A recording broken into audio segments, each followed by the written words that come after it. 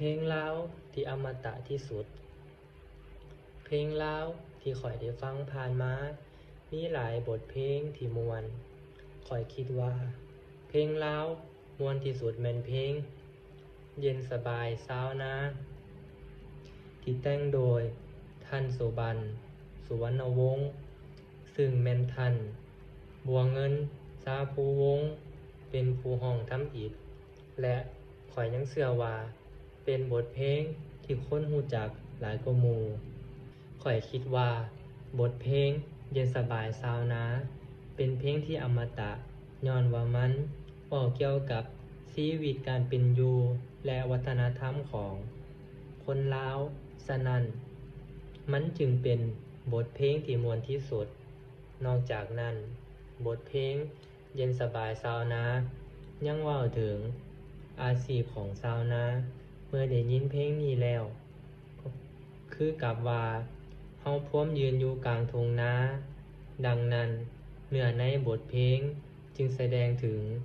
การดำรงชีวิตของคนลาวได้ข้อยคิดว่าคนลาวส่วนหลายเคยได้ยินเพลงนี้และร้องได้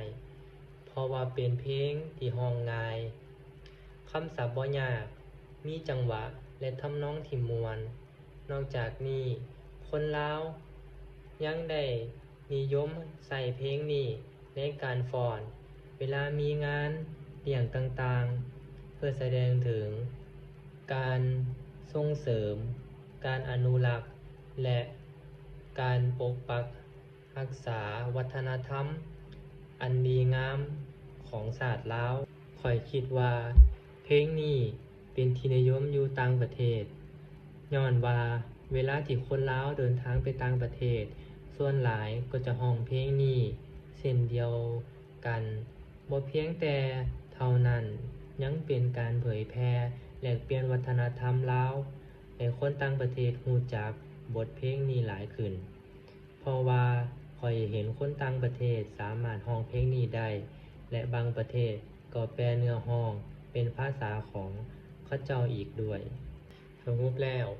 บทเพลงเย็นสบายซาวนาเป็นบทเพลงที่อมตะย้อนว่าคนลาวส่วนหลายเคยเปิดฟังและร้องเพลงนี้ได้มันเว้าเกี่ยวกับชีวิตการเป็นอยู่และวัฒนธรรมของคนลาวสามารถเป็นบทเพลงที่นำไปแลกเปลี่ยนวัฒนธรรมกับต่างประเทศฉะนั้นพวกเราทุกคนควรอนุรักษ์ปกปักรักษาและส่งเสริมให้มีการนำใส่บทเพลงนี้อย่างกว้างขวางทั้งภายในและต่างประเทศบุญธาตุหลวงโอ้น้อ12เพลงแม่นมือ30ของควรนับหนึ่งเป็นบางบุญ10มานานแล้ว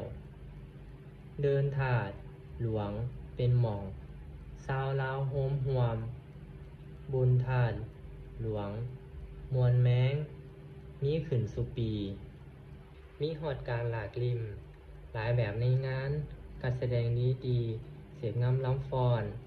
ทั้งละครน้ำพอบกาฬสินธุ์ล้ำเลืองใจเบิกบานชื่นช่วยยามได้เที่ยวชมแท่ใดบางคนถือดอกไม้เที่ยวแท่เป็นวงย่างอ้อมวงเจดีย์ขาบบูชาพร้อมไผก็จริงใจน้อมในทำเที่ยวเพิงแห่นแห่ผาสาดเพิงมาไหว้ธาตุหลวงขันว่าย้ำอยากเขาแนมศอกแนวกินข้าวหลามมีคนขายไก่แปลงโปงปิ่งแล้วจึงไปหาซื้อของราคาถูกสินค้าแนวอยากได้มีแท้ซุแนวงานบุญเป็นบ่อมเต่าแพงเพื่อพิงษางานบุญเป็นบ่วมเต่าแพงเพื่อนพงษาเฮ็ดให้ใจกลมเกลียวผูกพันแพงตุ่มมือเลิกบุญเลยได้ตีขี้ขันแข็งเป็นกีฬาเกากี บุญนี่สืบมาขันว่าเทิงขวบมือบุญถาดย้ามใดใจสื่นส้มเบยบานมวลในมโนแมงเพราะว่าบุญปางนี้มีหลายแนวเบิงทั้งได้เห็นพี่น้องเฮียงหุ่มห่อหอมแท้แล้ว